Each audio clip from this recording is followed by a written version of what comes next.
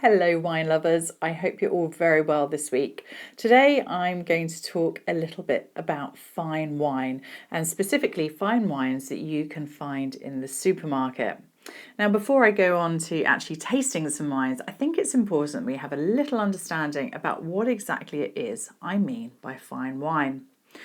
Now, fine wines traditionally might come from regions such as Champagne, Bordeaux, Burgundy, classic old school wine regions.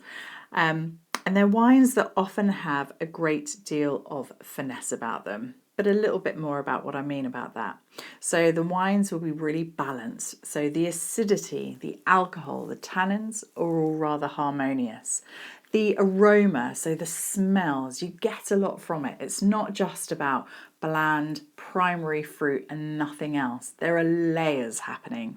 And then when you taste it, those flavours will come through on a multitude of different layers. And then importantly, when you swallow it, that you can still taste it and that it lingers. I always think of a really good fine wine as a little bit like a story. It's got its beginning, its middle, and its end. So its beginning are those kind of aromas and flavours coming through with the different kind of introductions of what's going on. The middle bit is where we kind of discover about the tannins and the balance and the acidity. And then the ending is that finish, so how much that flavour just lingers on for.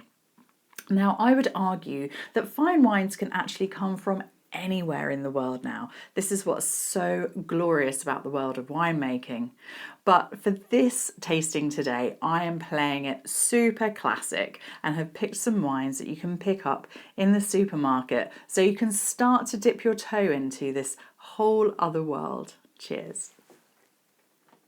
For my first wine, I picked a champagne, the Champagne Delacourt, which is made exclusively for Marks and Spencer's. Now, Champagne is often an area that we think of when we think of fine wines.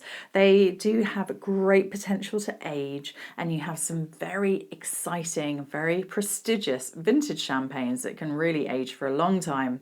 But those come with a really premium price tag, so I've gone for something a little bit more affordable. Still expensive, but it is worth it.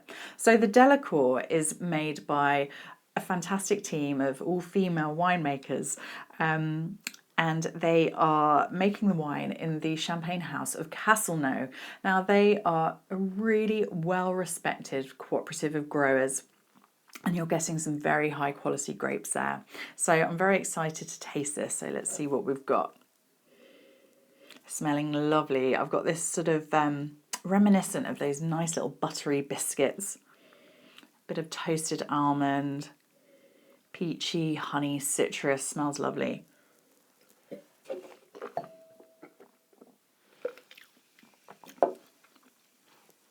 And when I talked about that middle bit, the flavours, the layers of flavour coming through, I've got that. I've got the toastier notes. I've got the citrus. I've got that little bit of sort of cooked apple. Reminds me of something I used to make for my son, some pureed apple. You've got those layers coming through, and it's tied together with mouth-watering acidity too, and probably good 15 seconds or more on after I first tasted it, I've still got lots of flavour in my mouth, so it's got really good length. So this is very high quality, own label champagne, exclusively at Marks and Spencer's, and I think it's really great. But if you also look out for Castelnau, you know that you're going to get a good producer there too. So that's lovely. Now, no thought about fine wine would be really complete without talking about Burgundy. So Burgundy is a region in eastern France, and it produces some of the most famous, expensive wines in the world. It is the home of Chardonnay and Pinot Noir, and today I'm going to be tasting a Chardonnay. So I've gone slightly out of the sort of the region that you think of the very expensive Chardonnays, think Puligny, Montrachet, Meursault, these kind of names, and I've gone for Chablis, where you get some incredibly prestigious and very expensive wines. But I think they're a really good entry point to what can be a prohibitively expensive region. So I've gone for a supermarket owned label, and this is where you can often get great value for money. Now, in this case, it's from Sainsbury's, and they've worked with an excellent producer, Jean Moreau and Fils, who are a long established, multi-generational winery, and they have some outstanding plots of land and really have great know-how to make very good wines. This is their Vignes, so that means old vines. So the grapes used to produce this wine are between 30 and 60 years old. But why does that even matter? Well, old vines tend to have greater concentration in their fruit. They're not producing as much fruit, so they don't have that kind of youthful, abundant energy where just grapes are growing in great abundance, which can often mean there's not as much concentration in the juice. So they're not producing as much fruit, but what they are producing is very, very good quality. And that's the other thing. When you think about a fine wine, you want to be thinking that there is a quality that's gone into it. Quality fruit is used, quality winemaking techniques. They haven't tried to scrimp around the edges. So that can often be why they come at a higher price tag as well. But anyway, let's have a little taste of this Chablis. And I love the nose. There's this honey golden colour. I mean, that's gorgeous, but there's a honey note coming through. Lemon curd, lemon butter. It's just really inviting. A little floral touch as well. A bit salty too, but I can't wait to taste it.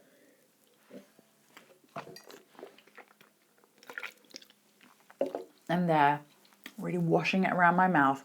So I coat all of my taste buds. I'm getting that lovely, primarily the citrus is coming through first, but then there is that nice little honeyed touch as well, and definitely a creamy finish. It's got quite a nice generous mouthfeel. So again, that's the kind of the coating, the feeling that's happening inside the mouth, and the acidity. It's mouth-watering, and I can still taste it as I'm talking to you now. It's still there. The flavour's still delivering. So again, it's not at a lower price point, but it's a delicious wine, and this producer, Jean Moreau Fils, you can find Moreau wines all over the world, so you really can hopefully seek them out wherever you are. For my next wine, I'm sticking in the Burgundy region. So we're in the far north of Burgundy with the Chablis, and now we're in the far south in the beautiful region of Beaujolais. This is produced by Dominique Piron, a 14th generation winemaker.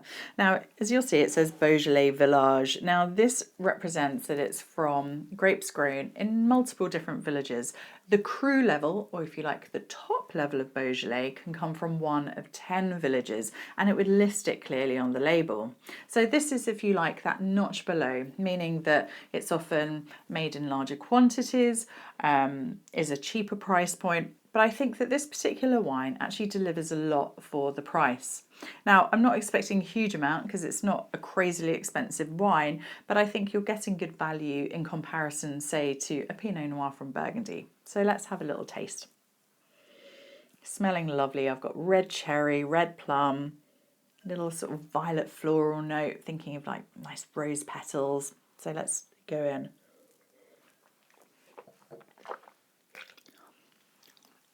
And that's there, the cherry, the plums, nice floral. What's coming through a little bit more is almost more of a savoury edge, a little bit of a peppery note, something a little bit earthier as well. But really bright acidity, really juicy, very easy drinking. Now, it isn't the most complex wine, but I wouldn't expect that at that price point. But what I do think it offers you is a great kind of opening into what the wines of this region are capable of. And I certainly think this producer has made a very high quality Beaujolais Village level. So it's certainly a wine I'd be happy to crack open and enjoy a glass of. And I hope you managed to find a bottle of it too. For my final wine, I have to say I'm a little bit excited about this. This is the Château Lagarde from Pessac-Léognan. Now, I'm probably saying a lot of words that don't mean an awful lot. So Château Lagarde is the producer. Pessac-Léognan is a sub-region within the area of Graves, which is in the prestigious wine-growing region of Bordeaux. Now, wines from this particular little area are viewed as some of the finest red wines in the world. I think I found a bit of a gem here. So this is currently available in Aldi.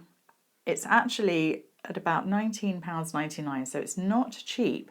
But when I've checked some prices around the world for the same vintage, it's actually a very, very good value wine.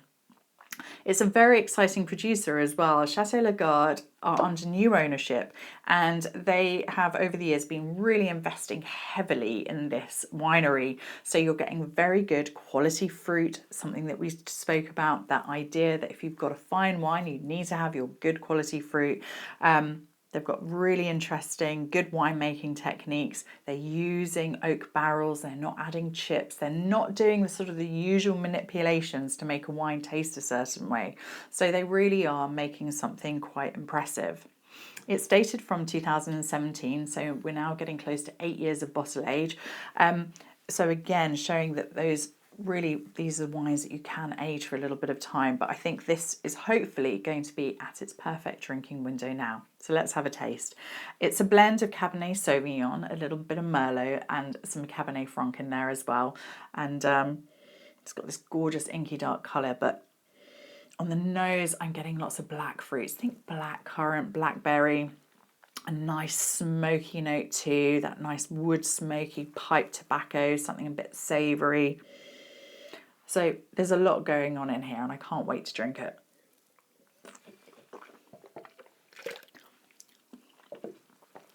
And that's all there. Black currant, black cherry, something a bit earthier as well. Those sort of, think piles of autumnal leaves, that smokiness as well, a little bit on that sort of savoury edge, but still lots of fruit supporting it. The tannins are there, but they're fine, they're balanced. I don't have really dry mouth going on. And there's good acidity as well. So that kind of the middle section that we spoke about, it's all present and it's still going. I've still got the flavours coming through. This is wine that you don't need to knock back to kind of get that flavour hit. You can take a sip, enjoy it, have some lovely food. You can imagine a Sunday roast rib of beef, a glass of this. Happy days. You'll know where to find me on Sunday, and it's just really rather lovely. So I think you can find in the supermarkets occasionally these little parcels that they've managed to buy of really good quality Bordeaux, and with a little bit of know-how and maybe just following me, I can help you find them. Anyway, one to look out for. Cheers. I hope you've enjoyed this little tasting that we've had today. Now, the world of fine wines is a very broad, complex, layered, nuanced area, but all I wanted to do was to suggest to you today that you can, even in your supermarket, seek out some good examples of what I think a fine wine is. Now, it's often seen as the kind of the preserve of an elite few to enjoy fine wines, but that really isn't the case. And as I say, with so many wine producing regions making some incredibly high quality wines, there really are fine wines to be found around the world, but that's probably a story for another day. So in a way, I hope I've started you with a little bit of inspiration and a little bit of confidence to go out there and just have a little root around and see what gems you can unearth. Cheers.